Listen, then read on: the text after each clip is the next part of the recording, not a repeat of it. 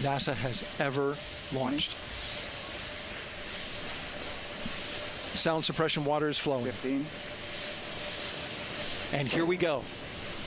10, 9, 8, 7.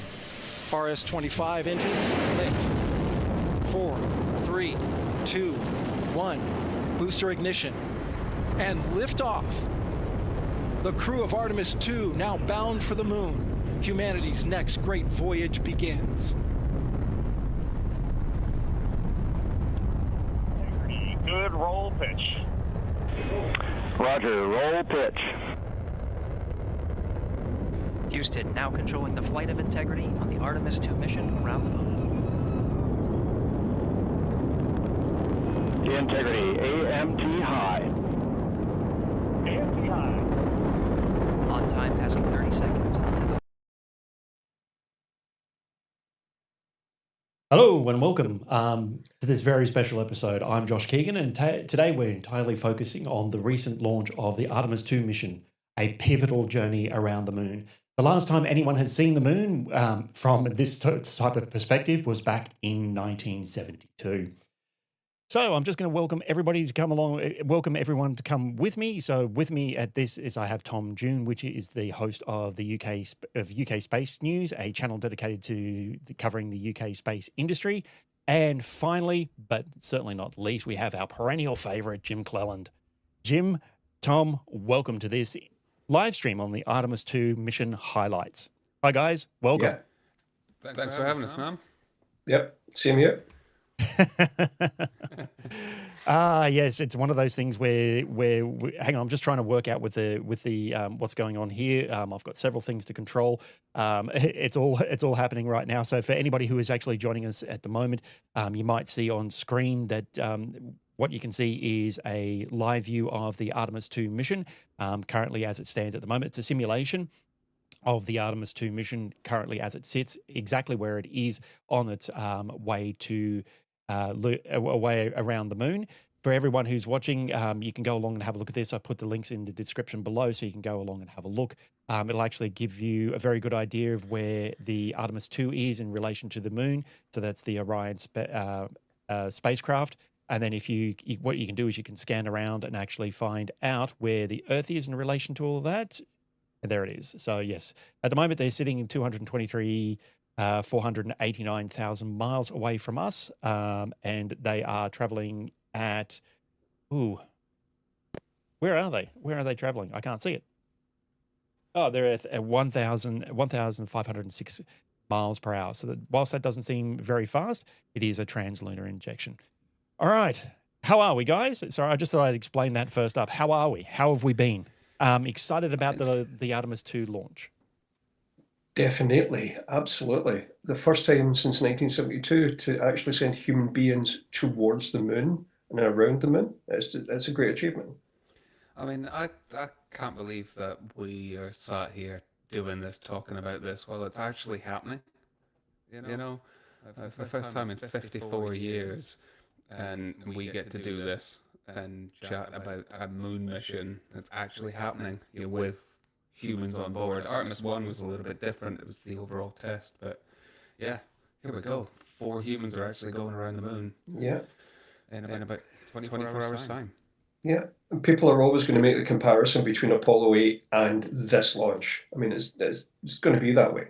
There's nothing else I can say about it because that's the repeat. I'm saying repeating, but they're carrying out an Apollo 8 mission with more advanced technology, better research facilities, better equipment. It's a wonderful achievement. Finally, to get it back towards the moon. Yeah, and they're doing Apollo 7 style testing as well, Yeah, all on the way to the moon. yeah. It's amazing. And how many CubeSats did they drop when they were doing the circle around Earth? Was it 5? Yeah, there was a grand total of 5. We'll get to Yeah. that a little bit later. Yeah. But yeah, I just thought I'd let everyone know that the Q&A is now open. So if anybody wants to come along, apart from the test, the test message I had up earlier, there's one here from our wonderful Jim Clelland. Sorry, that was me. I did that wrong. So the Q&A is open. So you can come along and introduce yourselves to the others in the chat if you're here. There's a few opportunities to ask any questions you might have. And if you have any idea of any footage you would like to see you'd love to see from this live stream, particularly of the launch, you need to provide the timestamp of your favorite footage. And what we'll do is we'll try and find it and play it live towards the end of this live stream. So just to let everyone know that that's going to happen. All right. So just coming back to the Artemis 2 live. Whoops. Oh. Seem to have created my own echo. Not sure how I did that, but anyway. All right, so this is what it looks like on full screen. I think I'm going to go back to the other one. That's better. Yeah, so every time we come back to this particular panel, everyone will notice that it loads again live. The reason why I've decided to do that for this particular live stream is because while I was testing this, setting up for the live stream and everything else that was going on, this failed a few times, and I wasn't quite sure if it was me or it was them or it was a combination of both. So that's why I've gone into this habit that it'll always start out with the NASA screen to begin with. So just to let everyone know. And Launch Heaven is here. So hello to Launch Heaven, who has actually come along to this live stream as well. So hello, and welcome. All right. So, what we're going to do is we're going to get into what some of our favorite bits and pieces of this. The Artemis 2 mission was launched on April 1st, 2026 from the Kennedy Space Center, and Artemis 2 is the United States spaceflight mission, which is currently underway. It's a 10-day mission, sending 4 astronauts on a flyby around the moon, making it the first crewed mission beyond low Earth orbit since Apollo 17 in December 1972. The crew at the moment consists of... where are we? All right, the crew. Whoa, now I've got a horrible echo again. How is this happening? Hang on, just a sec. All right, that didn't do anything. Why has it got a head? Anyway, all right, the crew consists of NASA astronauts Reed Wiseman, Victor Glover, and Christina Koch, alongside Canadian Space Agency astronaut Jeremy Hansen. Artemis 2 marks several significant milestones. It is the second flight of the SLS, the Space Launch System, and it's the first crewed mission of the Orion spacecraft. Currently, the Orion spacecraft has passed the equidistance point between the Earth and the Moon and is due to fly by the Moon on April 6th or the 7th of April, Australia. All right, So yes, so I managed to watch it live with these two on the morning of April 1st, which was April 2nd here, with Jim and Tom, and we actually shared our experience via WhatsApp. So Jim, what was your one of the favorite parts of the launch for you?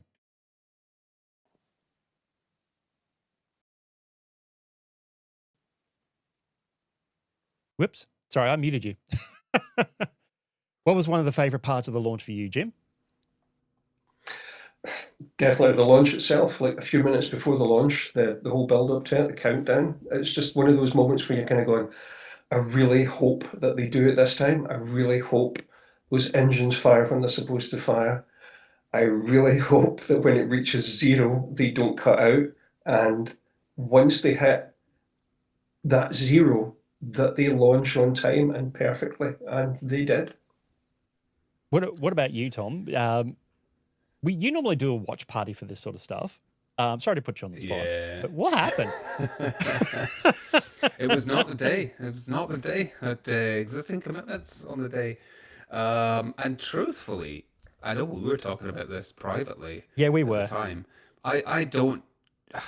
I'm still not convinced that I was convinced it was actually going to happen at the time. And all the setbacks was like, don't worry about it. It'll come sort of later in the month, probably. And yeah, that whole hour and a half leading up to launch. This looks like it feels like it could be good.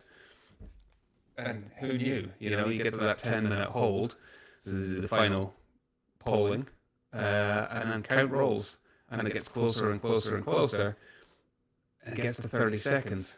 You go, this thing's going. It's going. I don't have time to log in now. Yeah, man, amazing. I know there's been a lot online about the quality of the NASA stream itself, the choice of cutting away from SRB separation.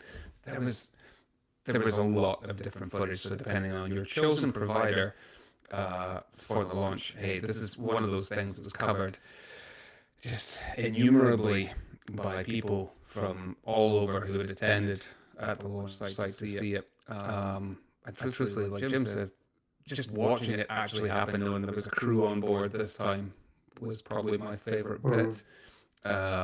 Clean booster separation, clean main engine cutoff, and first stage sep, and then seeing the second stage fire up. The whole thing was pitch perfect. Yeah, it was absolutely. And can I just point out that the burn lasted longer than 14.9 seconds? Yeah. Yeah, it did. It did. The other thing is too is that Launch Heaven. Oh, hang on. Yep. So basically, Launch Heaven. So that's Austin Smith. So welcome, Austin. Shake it, mate. You're watching. He did. He was there live, actually, as part of the media.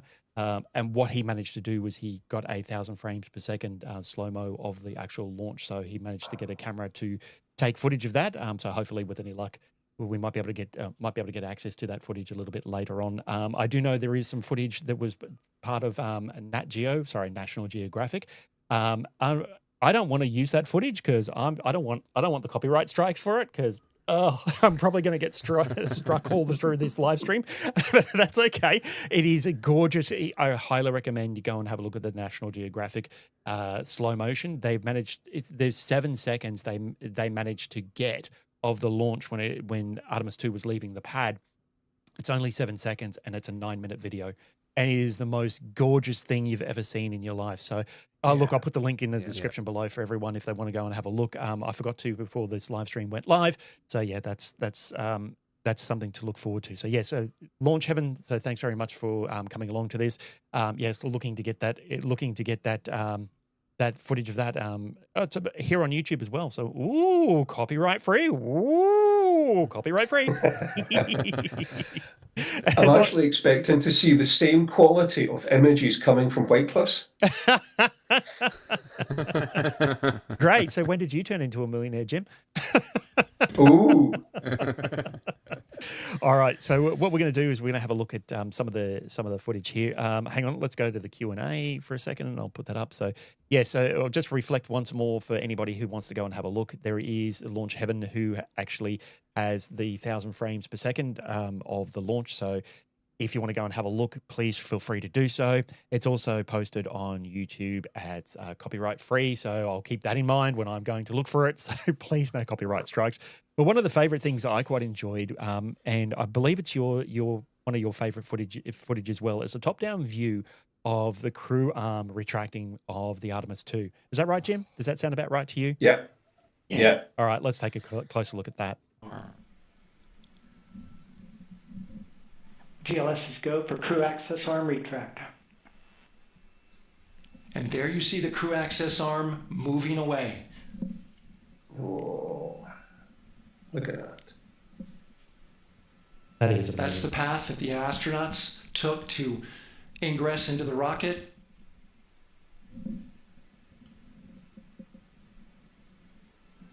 Until this point, that was their way off the pad if they needed to evacuate.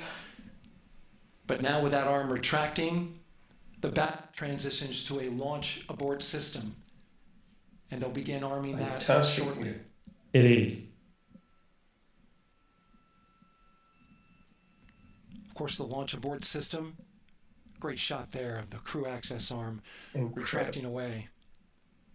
The launch abort system is the tower at the top, and that's what would pull Orion and its crew off the top of the rocket in case of an emergency, whether it's on the ground or in flight.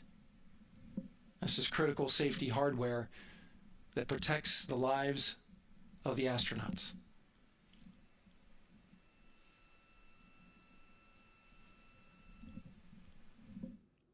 Absolutely amazing footage. Amazing.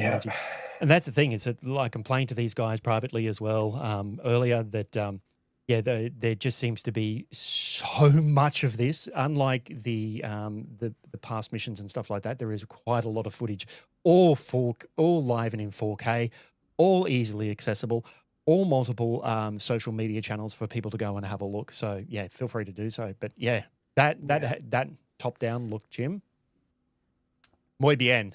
I love it. Yeah. I love it so much. Oh, wonderful. Yeah, it was wonderful stuff.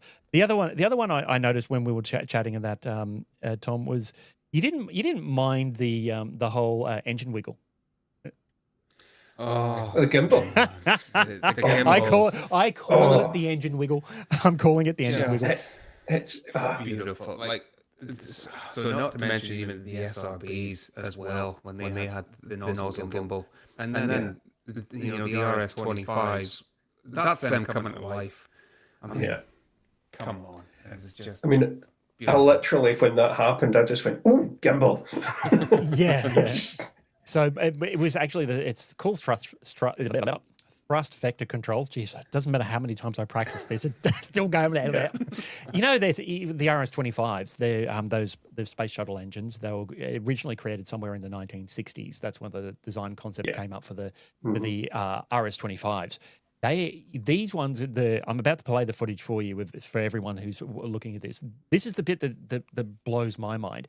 Each one of these engines, its dry mass, this is dry, is 3,177 kilos, or 7,000 pounds, over 7,000 pounds in weight. And they just move it like it's nothing. You just got to check this out.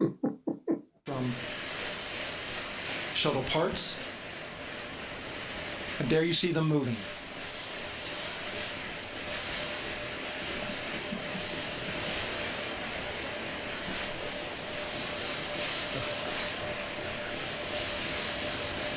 Now we're going to start moving the power from both the upper stage and the lower stage of the rocket to internal, taking ground power away and now going to battery power. GLS's go for upper stage to internal power.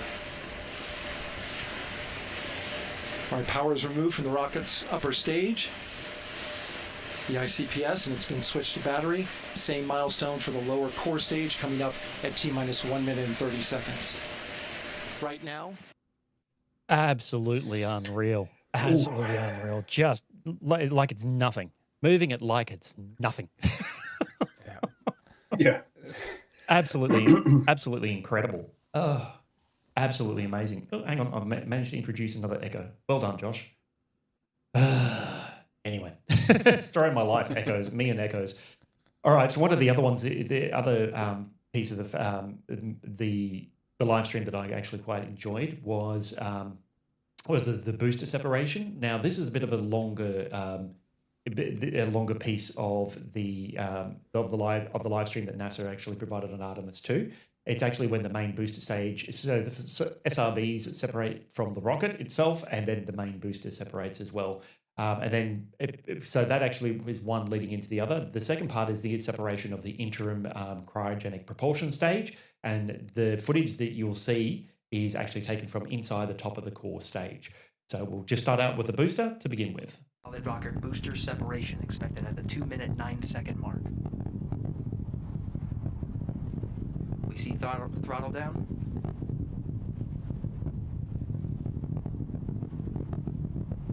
Confirmed separation. Main engines throttling up, guidance converged.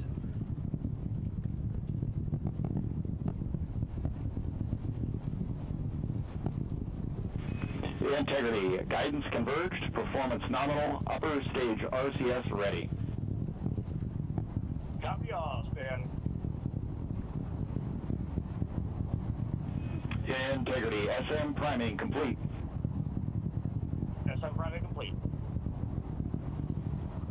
2 minutes 45 seconds of mission elapsed time into the Artemis II mission. Thrusters on integrity and upper stage confirmed in a ready state ahead of service module fairing separation.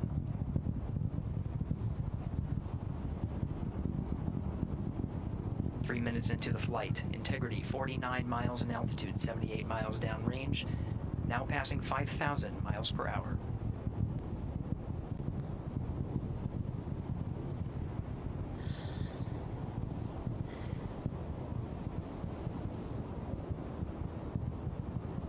Those views.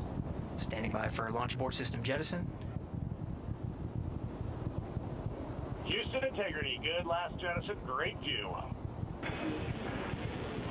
Copy jettison, Team Eco 8+02.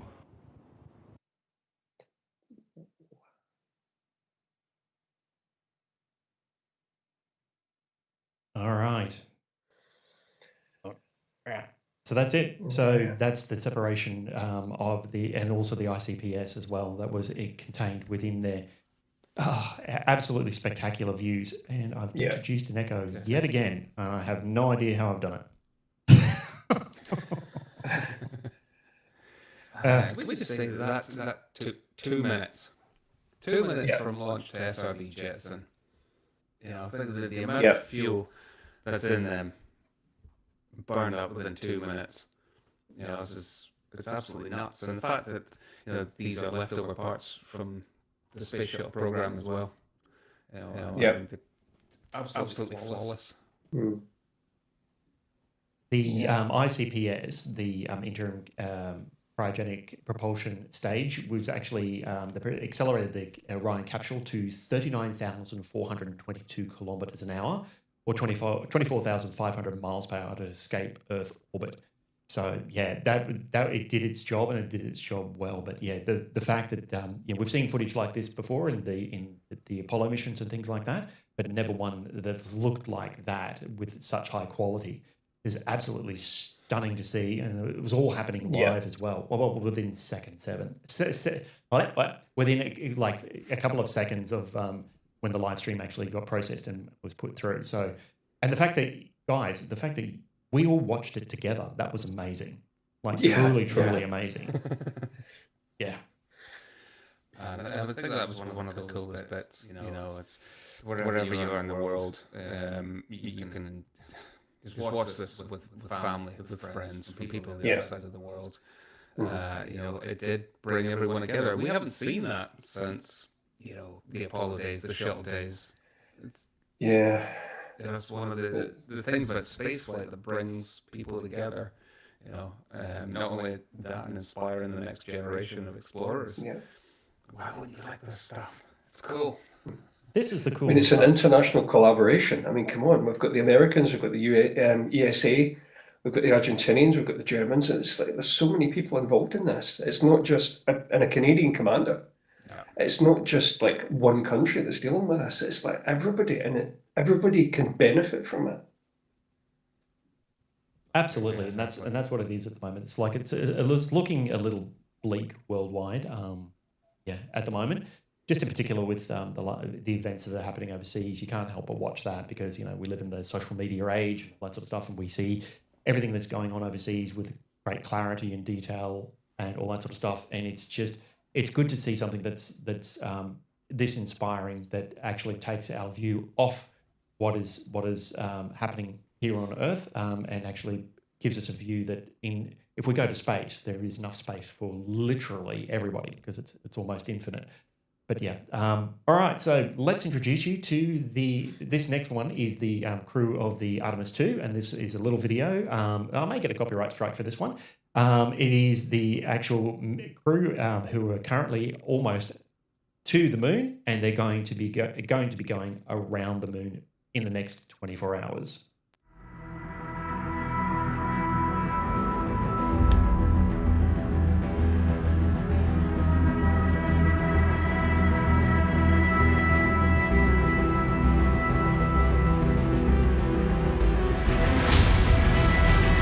I'm Christina Cook.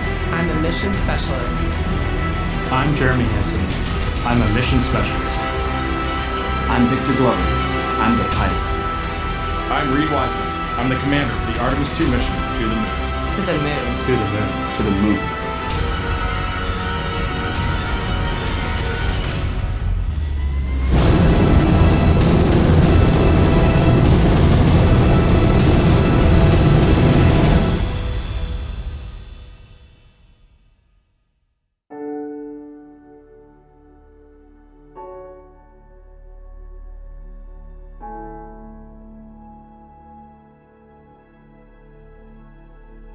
When I was young, I had a poster of the Earthrise picture, the famous picture that was taken on Apollo 8. And the fact that it was a human behind the lens that made that picture so profound and changed how we all thought of our own home was so amazing to me. The moon is not just a symbol of thinking about our place in the universe. It's not just a symbol of exploration. It's actually a beacon for science. It's a beacon for understanding where we came from. Pushing ourselves to explore is just core to who we are. It's a part of being a human. That's our nature. We go out there and we explore to learn about where we are, why we are, understanding the big questions about our place in the universe. The exploration we're doing is the first few steps on the path of getting humans to Mars. The Artemis campaign and missions have set such an ambitious goal for humanity that's inspiring contributions from around the globe. Not just one nation is inspired and moved by this, but nations from around the globe are coming together. When I look at the Artemis II crew with Victor, Christina, and Jeremy, they want to go do this mission. They are keenly driven. They are humble to a fault. It is so cool to be around them. Artemis II is a huge mission. But I hope we will look back and realize that this was one tiny step in humans on Mars and a sustained presence on our moon. Start. Artemis II will be NASA's first crewed flight test of the Space Launch System rocket and Orion spacecraft around the moon. To verify today's capabilities for humans to explore deep space and pave the way for NASA's long-term human and scientific presence on the lunar surface. We are ready. We are going to the moon for all humanity. We are Artemis.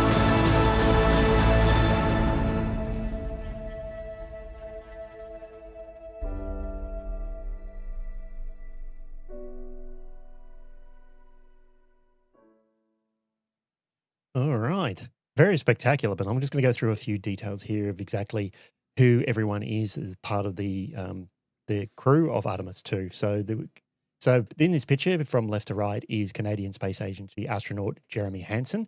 Artemis II commander is Reed Wiseman, next along.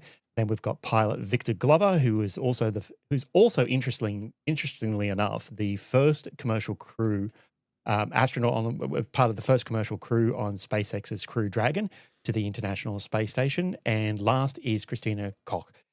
Christina is the first woman who has flown beyond Earth orbit and will become the first woman to fly around the moon. Now, if we pick apart the SLS in some great detail with this exploded view, then what we'll find is here's some data and statistics on the entire thing. The height is around about 98 meters in length, so not quite a 100-meter sprint, unfortunately, so it's 322 feet. Its diameter is around about 8.4 meters or 27.6 feet. Its mass is 2.6 million kilos, so 2.61 million kilos, or just over 5.75 pounds. It has 2.5 stages, and its maximum thrust is around 39 million newtons, or 8 million pound, whatever that is in imperial. It's only made up of 2 stages. The 2 stages are the first stage, which included the booster and the SRBs that were part of that first stage, and the second part is the ICPS, which is the interim cryogenic propulsion stage. Interestingly enough, the cost per launch of this particular vehicle is around about $2.5 billion. So that's actually quite expensive there. Whoops, hang on, what have I done? It's around about $2.5 billion. So, also as well, the Artemis II mission include 5 international CubeSats, each with a distinct scientific objectives. The selected CubeSats are Techels, which is Germany. This satellite assesses how the space conditions affect electrical components designed for lunar vehicles. ATNIA, the Argentine National Space Activities Commission, to study radiation shielding, map the radiation environment, and collect GPS data for mission planning and testing a long-distance communication system.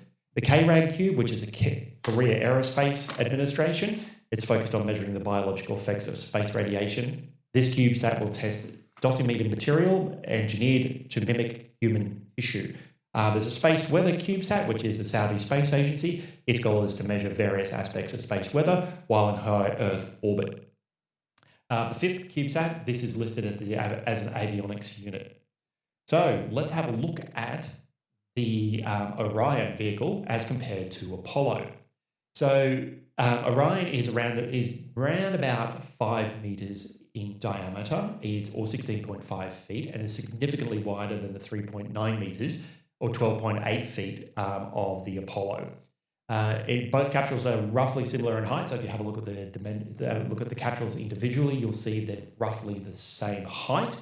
And Orion is slightly shorter, as compared to the Apollo command module.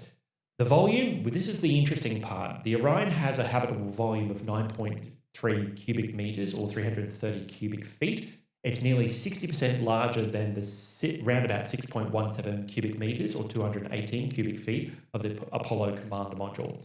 Capacity, Orion carries 4 astronauts for approximately 21 days, while the Apollo supported 3 far shorter lunar missions, around about, I'm not sure how much that was. Design, both of them use a similar cone-shaped re-entry, but Orion is wider and features advanced solar arrays rather than the Apollo's fuel cells, which they were using previously on the last trip to the moon. The European Space Agency is also involved in this as well.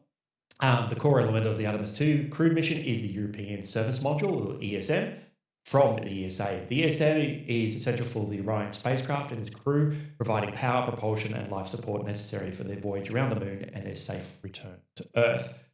Now, that was the initial trajectory for the during launch and the interim stages that were expected. At the moment, this is the trajectory around the moon for the Artemis II. What it looks like at the moment, hang on, let me just see if I can temporarily fix this issue with the sound. Maybe not. Second.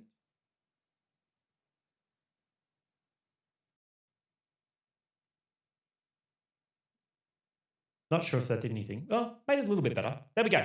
All right. So this is the current. So they're currently on the translunar, and they've done the translunar injection. They're on their coast phase on the way to the moon. So basically, in the next 24 hours, they will pass in behind the moon. So a lot of these stages have already happened, and then they will actually do a free trajectory return to Earth. So this is what it looks like in an animation. They slingshot around the Earth like they do, and out towards to the lunar surface. Once they get there, as you can see, it slows down and then hook around the behind the moon on a free return trajectory back to Earth. Again, another perspective of exactly what that looks like, and what that means for the Orion spacecraft as it goes around the moon. So this is more of a static view of what that looks like. And it's a free return trajectory back to Earth because it basically is, Earth is the gravity well, and that's why it is a free return trajectory. All right, let's tuck into the heat shield. This is the bit that I'm most interested in, and it's the biggest risk on all of this at the moment. And one of the biggest things about this is that following the uncrewed Artemis 1 mission, because remember this is Artemis 2 in November 2022, NASA conducted a post-flight inspection of the Orion spacecraft and observed an unexpected erosion of the ablative heat shield after atmospheric re-entry. Specifically, the AV code, ablative material, which is here, you can see, showed char loss in areas where the material eroded more extensively than had previously been predicted by pre-flight models. While the temperatures inside the crew module remained within design limits, this unanticipated behavior necessitated further analysis. Following the observed char loss on the heat shield, NASA opted for a modification to the re-entry trajectory for the Artemis 2 instead of replacing the shield, which is weird, but that's okay because they take a long time to manufacture. This involved increasing the descent angle, which reduces the time the spacecraft spends in the damaging thermal environment, in other words, on the return to Earth. NASA maintains and continues to maintain that this change is expected to limit the char loss while staying within the established structural and thermal safety margins based on their modelling and ground testing. So following review of the agency's analysis and meetings with engineers and outside experts, NASA Administrator Jared Isaacman has announced in 2026 that his support for the preceding Artemis 2 with the existing heat shield. Interesting. What do you guys think? Do you think they're going to burn up on re-entry, or do you think that this is wise and well considered? No, I think they'll learn the lessons from last time. NASA are pretty good at this. It's the approach they take is always safety first. And I think the report into Artemis 1 was fairly detailed in terms of what they needed to do to get that heat shield good, or at least better for human cargo, if you will. So I'm putting my money on a safe return and a good splashdown. This is a mission that's it's not without its little kinks and its curiosities and things that need fixed. But I think that was the Apollo way. And if something isn't going slightly wrong, to keep them on their toes up there, then maybe it's too good to be true, too easy. You don't learn from perfection. You learn from mistakes, errors. Yeah. Yeah, as long as we don't lose toilets. As long as we don't lose the crew, I'm okay. But I'm trying to find a polite way to put it. Look, as long as we don't lose the crew, I'm more like a-okay. However, correct. Yeah, it's one of those things where you kind of think to yourself, okay, it's they're aware of what's happening. They're aware of what's going to happen. This is a potential risk. They've mitigated as much as possible, which is something that NASA is really good at doing. Again, a shallow re-entry will actually decrease the amount of thermal mass or thermal load. So for me, it's like, well, they've considered everything in terms of the mission. So hopefully, well, not hopefully, they will actually return because it is NASA and they've had over 60 years experience of this. So yeah, my bet is on NASA. Anyway, all right, cool. So Tom, apparently you have a bad echo. Thanks for that. All right, good to know. You're welcome. I wanted you to hear me twice. That's right. Jim, tell us about some of the science that's happening on Artemis 2. Well, I'm glad you asked that, Josh. Not that I'm prepared for it. No, not at all. There's a lot Obviously, there's a lot of scientific research going on. As you can see from that image there, that is a kind of, what would you say, a simulated human? Yes. They're going to get information from that regarding the astronauts' health conditions before the launch, before heading out into deep space and then on return. So they'll be able to compare various samples. Now, I can't remember if they're calling that is it the biomarker? Yeah, I think so. Yeah. So it's, and I'll quote directly from the NASA information leaflet. Spaceflight can alter the immune system, potentially increasing susceptibility to illness. The immune biomarker study investigates these changes by analyzing blood samples collected before and after the mission, and saliva samples collected during the mission. In space, astronauts collect saliva using specialized paper and pocket-sized booklets to preserve wet spit, since refrigeration and other equipment won't be available on board. That is a wonderful thing to actually speak about at this time of night. Wonderful. But so they will be carrying out experiments on themselves as well as the other astronauts that are part of the crew. So one of the first things they're going to do is Archer, which is the Artemis Research for Crew Health and Readiness. It's a cutting-edge study that monitors astronauts' sleep patterns, stress levels, cognitive performance, and teamwork dynamic using wearable wristbands. I'm getting this badly wrong here. These devices collect real-time psychological and behavioral data, helping researchers understand how location, confinement, and unique environments in deep space affect crew members. The Avatar, which is a virtual astronaut tissue analog response, uses an organ-on-a-chip technology roughly, you've probably seen that in the image, roughly the size of a USB thumb drive, a revolutionary method that mimics human tissue function on a micro scale. By incorporating cell development from pre-flight blood samples provided by crew members into these chips, researchers can then simulate how deep space stressors like microgravity and extreme radiation can affect human organs. They're also going to be doing standard measures. So since 2018, investigations have been collecting data from participating crew members before, during, and after space missions on board the ISS. And Artemis II will mark the first time astronauts in deep space take part. The goal is to build a comprehensive picture of how spaceflight impacts human body by tracking physiological changes over time and identifying trends that could inform training, rehabilitation, and mission planning. Now, they did the monitor of the two Kelly brothers, one on ground, one in space, and compared them. And they did find I'm talking minuscule differences, but they did find them. And this is one of the things that they're going to look into for further missions as we head towards Mars.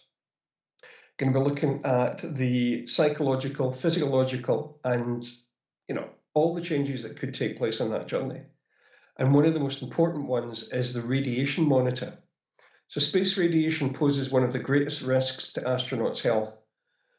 I think they were talking about, is there going to be a solar flare at some point during the mission? Or are they going to pass through like a solar wind?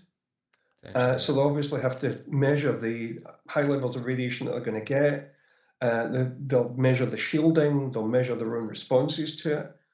So space radiation monitoring involves tracking exposure levels using the 6 active radiation sensors deployed at various locations inside the Orion crew capsule. The crew will also wear dosimeters in their pockets. These sensors will provide warnings of hazardous radiation levels. If necessary, this data will also be used by mission control to decide if the crew should shelter to protect from radiation exposure due to solar storms. That's the experiments they're going to carry out in space on each other and on themselves. And there's some really nice graphics there, Josh. Yeah, thanks. I do my best. Yeah. Well, at least enough to annoy people. So with all of that, they definitely they're going outside the Earth's own magnetosphere, and so they will be exposed to a little bit more radiation levels than what they were previously exposed to before. I mean, previously before in low Earth orbit or anything like that, because they're distinctly going to be outside the magnetosphere in this particular instance. So yeah, it makes it very interesting and a very interesting science because exploration towards any other destinations inside the solar system will be dependent upon excuse me, the information that I actually managed to get out of this mission. So yeah, that's very interesting. The stuff that's come up there, Jim. Thank you for that. All right, so yes, I want to get on to this particular image here. Whoa, another echo. Oh, there we go. It seems to have disappeared all on its own. So basically, what we've got here is we've got the latest image that came out not long after the translunar injection was started. So Commander Reed Wiseman, captured the image with a Nikon D5 camera from the Integrity. It's the Orion spacecraft, but the whole assembly plus the ICPS, they're calling Integrity at the moment. Window on the April 2nd, 2026, approximately 1 day after the Artemis II launch and following the translunar injection maneuver. The photo shows the Earth at night. It's lit by moonlight, which is a reflection lit by moonlight, which is a reflection of the moon on the actual Earth's surface, with Venus is visible as a bright point in the lower right of Earth. The other picture is of our blue marble. This picture of Earth was taken in December 7, 1972, and was taken by the Apollo 17 crew traveling towards the moon during a translunar coast phase, so similar, but not exact. But there you go. So there's the two differences between the two images. So one from our last lunar mission, and December 7, 1972, our US's mission, ours.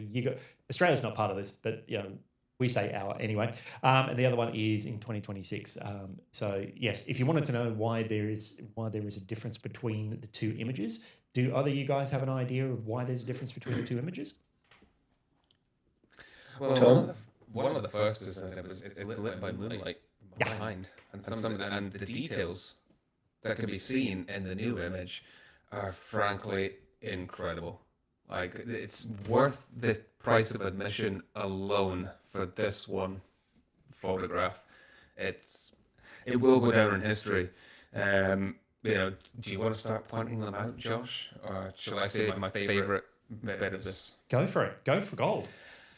So it's one of the ones that you have to kind of look in closer to see, but because this photograph was taken at night, effectively, you can see the cityscapes with the lights illuminated when you zoom in to the actual the land masses there, which is fantastic because you compare that to 1972. We don't have that, but to see actual population centers, it gives a bit of perspective to that whole new blue marble. Yeah, it does. So yeah, so the difference in camera technology is very apparent. Remembering that the other one is a very old film camera, and yeah, the other one is actually it's taken at a longer exposure. Exploration 1437 has actually pointed this out, that even though they pointed out your bad echo, Tom, he's now pointing out that it's actually a longer exposure as well, because we've got to point out that this was taken at night. So and it's only been lit by moonlight.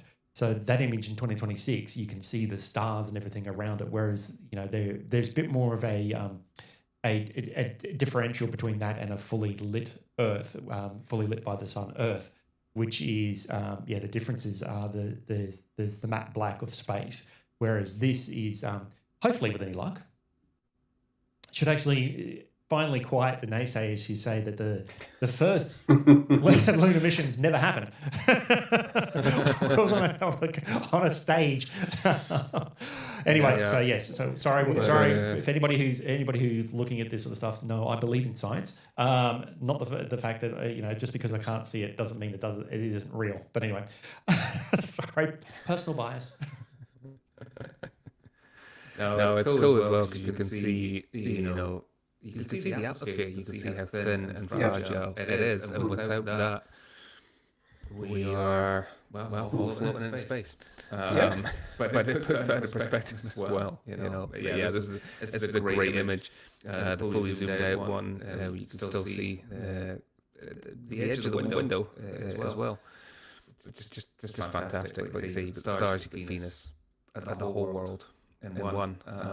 Yeah. But do you guys think they will try and recreate the Artemis 1 photograph? I don't know. Because Ooh. that would be interesting. That would be With the moon and the Earth rising together. Given that we've got cameras on the solar wings. Yeah. Yeah, true. Taken, I'll give you the information. The Orion spacecraft reached maximum distance from Earth when it was 268,563 miles away from home. And that's when you get the moon and the Earth together. Yeah, and this mission is, looking like it's going to break, the all-time record for the furthest humans have ever traveled from our planet as well. What is it? 4,700? Is it 4,700 miles beyond lunar far side? Yeah, the current record is over 248,000 miles, and they're going to break that by over 4,000 miles. So. Yeah, easily. Yeah, it's around about 7,000 kilometers for those who like metric. Sorry, that's just me. At this point. All right. That's like getting to Saxford. Yeah, that's it. All right, so what else have we got here? Let me just have a look. Yep, there we go. The longer exposure causes the graininess, and you can see the stars absolutely, without a doubt. Yeah, you can see the stars, which is absolutely fantastic thing to see. Yes, it's real. Yes, it happened. It's happening right now, and you should get out there and have a look and see it. But yes, it's actually a wonderful, wonderful, wonderful, wonderful thing. Let me just see. What else have I got here? Do I have anything else? Well, this is the time for anybody to ask any questions if you had any, or if there's any footage of the actual from the Artemis 2 that you wanted to see. Hang on just a second. I'm going to get rid of that. Yoink. Mute button works really, really, really well. All right, let me just see if I can mute the whole thing.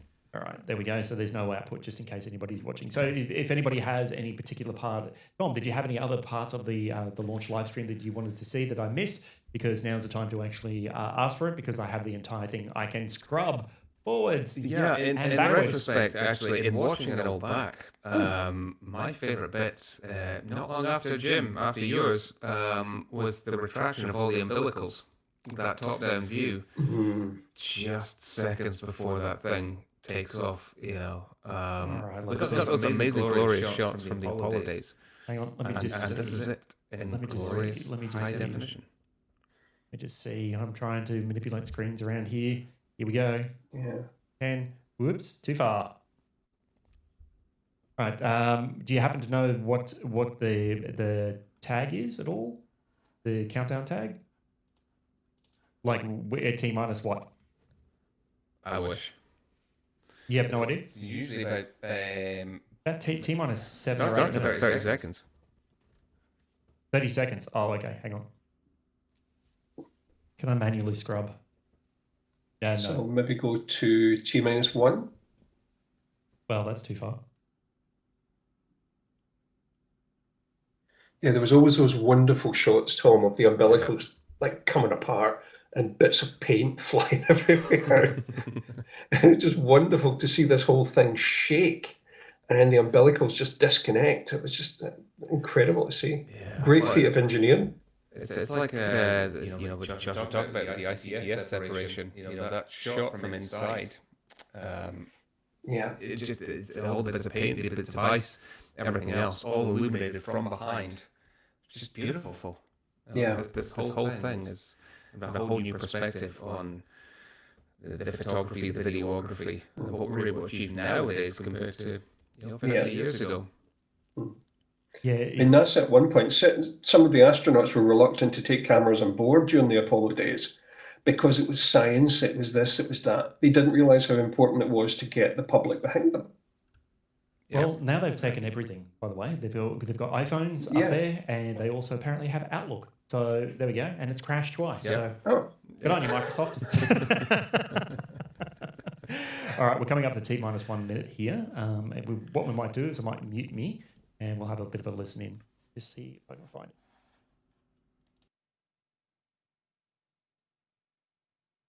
or ALS. The rocket will count itself down, but honor any holds that could come from the ground. Now, shortly after liftoff, Houston will take control of the rocket, and my colleague Gary Jordan will take over commentary. GLS is go for ALS. Great call out. The rocket is on its own. 4 brave explorers ready to ride the most powerful rocket NASA has ever launched. Sound suppression water is flowing. 15. And here we go. 10, 9, 8, 7. RS-25 engines lit. 4, 3, 2, 1. Booster ignition. And liftoff. The crew of Artemis II now bound for the moon. Humanity's next great voyage begins. Good roll pitch. Roger, roll pitch. Houston now controlling the flight of Integrity on the Artemis II mission around the moon. Integrity, AMT high. AMT high. On time, passing 30 seconds into the flights. Integrity passes the alternate beacon. Target milestone. Mission Control Houston seeing good performance on the main engines. Space Launch System core stage. Integrity, 3 miles in altitude. Traveling more than 1,200 miles per hour.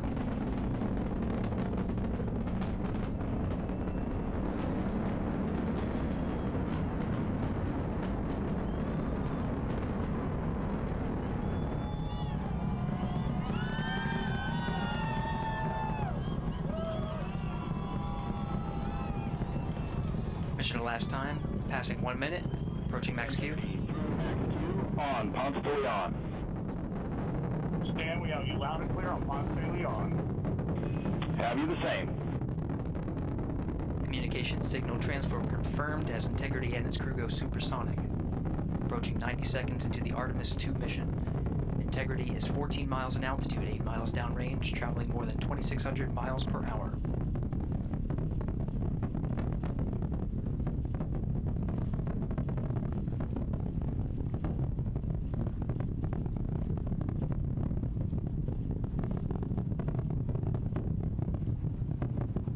Look at us. 1 minute, Watching 50 this. seconds of mission elapsed time. Yeah. By for We've forgotten we're on a live stream. Down to 85%. And solid rocket booster separation. I would watch this again and again and again and again. Oh, Yeah. easily. Let me just put it back here a little bit. All right. So Yeah. Launch Heaven was there, and apparently it was on the walkout. So that was on the astronaut crew walkout feed, and we've got a time of what is it here? 47 minutes 50 seconds. So let's see if we can go through and find that one. Have a look. Full launch. Whoa! Let's turn that off again.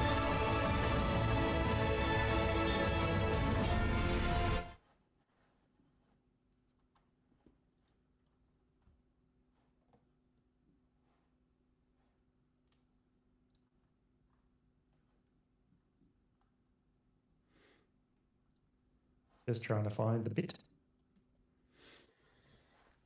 Too far.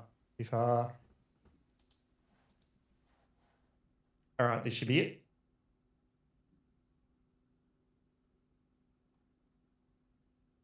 That we're in quarantine with them up close. They get a wave goodbye one last time. You've got a little bit of media in the background, and then you've got some NASA employees and a lot of the program managers off to the side as well to wave goodbye one last time and wish them luck.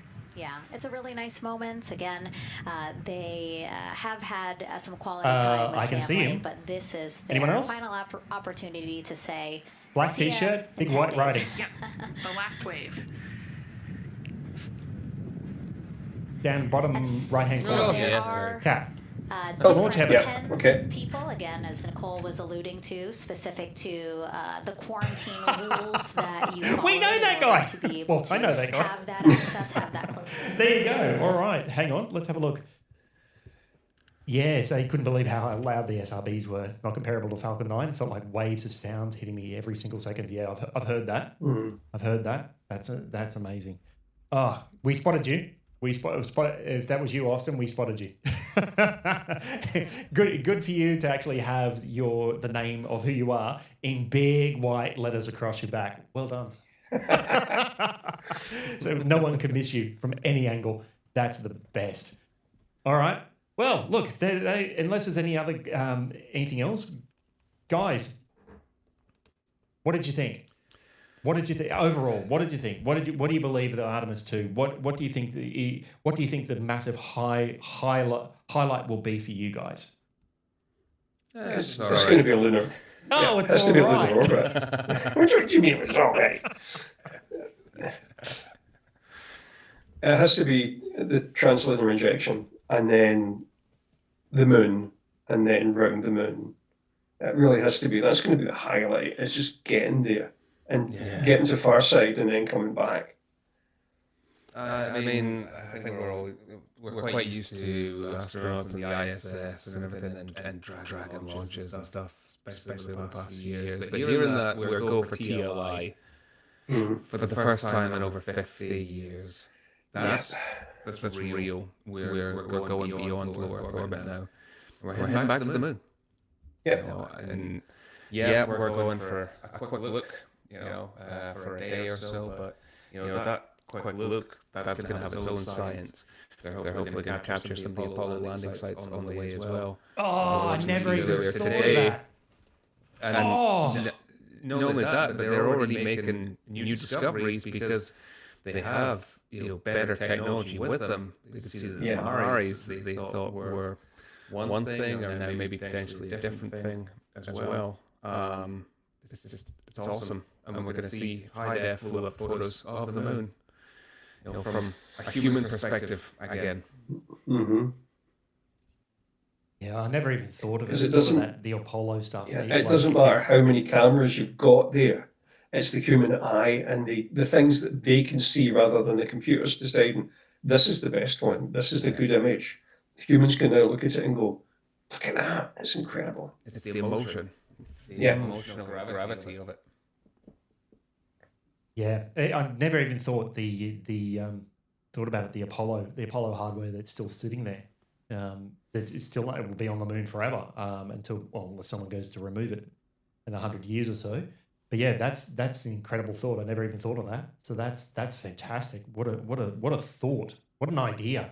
But yeah, I saw this particular thing about the astronauts who are going to take pictures of the far side of the moon, and yes, apparently they're not allowed to do it for personal reasons. They're not allowed to take any photos. It's all supposed to be of the geologic conditions of the far side of the moon, so that way scientists can better understand it. They're not allowed to take any selfies or anything like that. I just thought, who is going to be 100% pure just taking pictures of just the surface with their huge lens? The lens was like this big, so like at least half a meter or more, 600 to 900 mil lens. It was like, how could you not? Purely for scientific purposes, you want to test all the cameras on the iPhone 17, including the front one. Obviously. Yeah, correct.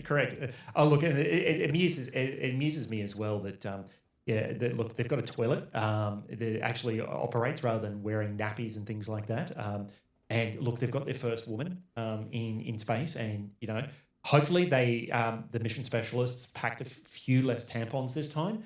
Because what was it? They packed 100 last time. Just for someone to go for Sally Ride. Yeah, Sally Ride. Yeah, 100. Yeah, because they didn't know how many she would possibly need. Hopefully, Christina has actually managed to take care of that herself. But I do believe that she's also the toilet specialist. I believe she is now. Yeah, Christina Cook, the space plumber. Well, as long as the thing isn't designed by Howard Wolowitz, we're all good. Sorry, Big Bang Theory. And the thing I love as well is that 3 of them are F-18 pilots. So and Victor guys up there. I was fascinated by Victor Glover more than anything. The guy has done so many spacewalks just on the International Space Station. If you talk about a prime crew, this is it.